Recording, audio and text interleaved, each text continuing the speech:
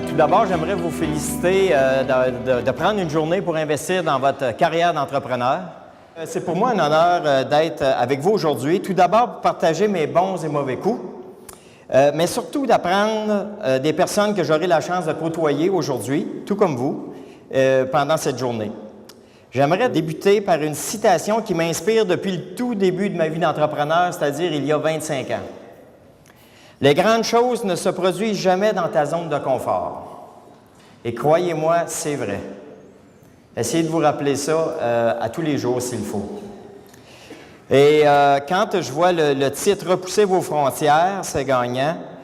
Pour moi, les frontières, repousser les frontières, ne sont pas géographiques, c'est des frontières personnelles. Parce que je crois que si on repousse nos frontières personnelles, c'est sûr et certain qu'on va réussir. Les grands changements dans mon entreprise sont partis de décisions que j'ai prises personnellement et la détermination de dépasser mes limites. J'en fais une analyse aujourd'hui et je réalise qu'à toutes les fois que j'ai eu peur, parce qu'à toutes les fois tu prends des grandes décisions, en tout cas dans mon cas à moi, j'ai peur. À toutes les fois que j'ai eu peur, que ce soit en 88 lorsque j'ai démarré mon entreprise, que ce soit en 97 quand j'ai décidé d'avoir une entreprise de classe mondiale, internationale, ou que ce soit en 2005 lorsque j'ai décidé de faire des transferts technologiques dans divers pays, puis qu'on me disait « Fais pas ça, tu vas te faire copier », ou que ce soit d'accepter des contrats qu'on ne savait pas comment on était pour les réaliser, j'ai osé me faire confiance et de faire confiance en mon équipe. Puis ça, c'est des faits marquants dans l'histoire de Conceptromed. Pour toutes ces fois et bien d'autres, le sentiment du dépassement a été très gratifiant.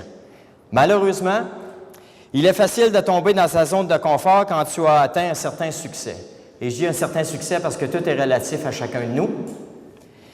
Et j'ai l'impression que par la suite, je dois me refaire confiance à nouveau. Je ne sais pas si c'est la nature humaine ou si c'est juste moi qui ai cette problématique-là, mais périodiquement, il faut que je me botte le derrière pour dire « Hey, sors de ta zone de confort, là, ça va trop bien ton affaire. » Pour m'aider à me motiver et à trouver des solutions, je me suis entouré de coachs et de mentors à travers ces années. L'an dernier, mon équipe de direction et moi avons eu un coach pendant 8 mois pour nous aider à améliorer notre travail d'équipe. Quand tu es pris dans ton quotidien et débordé de travail, tu oublies facilement que le succès d'une entreprise va passer par la complicité personnelle et professionnelle de l'équipe.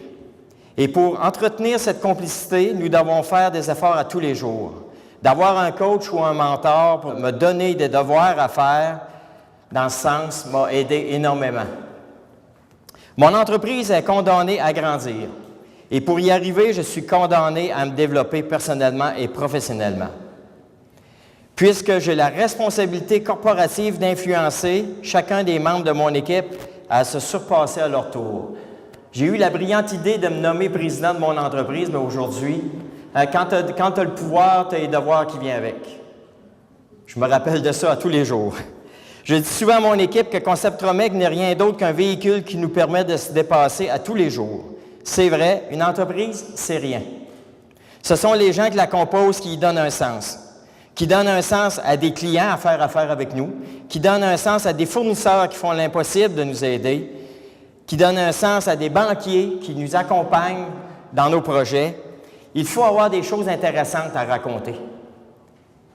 Parce que ces gens-là, que ce soit des clients, des fournisseurs ou les banquiers, eux autres, ce qu'ils veulent, c'est de faire affaire avec une équipe gagnante, puis avec des gens qui sont des gagnants.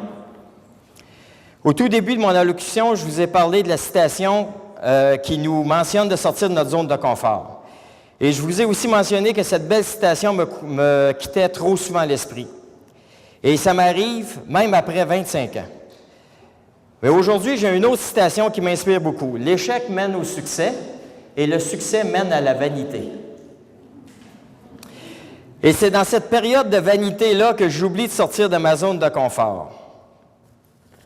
Dernièrement, dans la dernière année, on a vécu un concurrent furtif, on travaille à l'international, qui est arrivé de nulle part, on ne l'a jamais venu, 20 moins cher que nous autres, il livre ses équipements plus rapidement que nous, puis on a perdu beaucoup de contrats à cause de ça. Pourquoi? Parce qu'on était probablement dans la vanité, ça allait bien.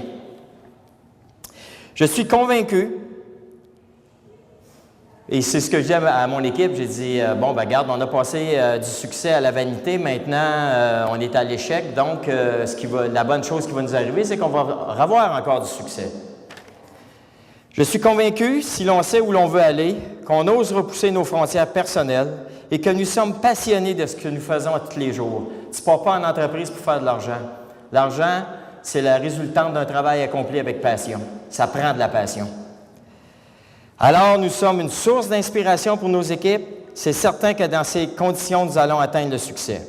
Malgré ces hauts et ces bas pendant toutes ces années, je ne regrette pas d'avoir choisi d'être un entrepreneur. La passion de vouloir réussir et l'adrénaline que ça procure me donnent l'énergie d'être nécessaire pour être heureux et de rentrer au bureau à tous les matins, même après 25 ans, puis de dire « Hey, ça va être une super de journée encore aujourd'hui ». Je suis très heureux de vivre ça parce que je connais de mes amis qu'eux autres, après un certain nombre d'années, ça leur tente un peu moins, mais moi, je suis aussi passionné que la première journée. Et je vous le souhaite. Sur ce, je vous souhaite aussi un bon speed coaching à tous et surtout un grand merci d'être là. Merci beaucoup.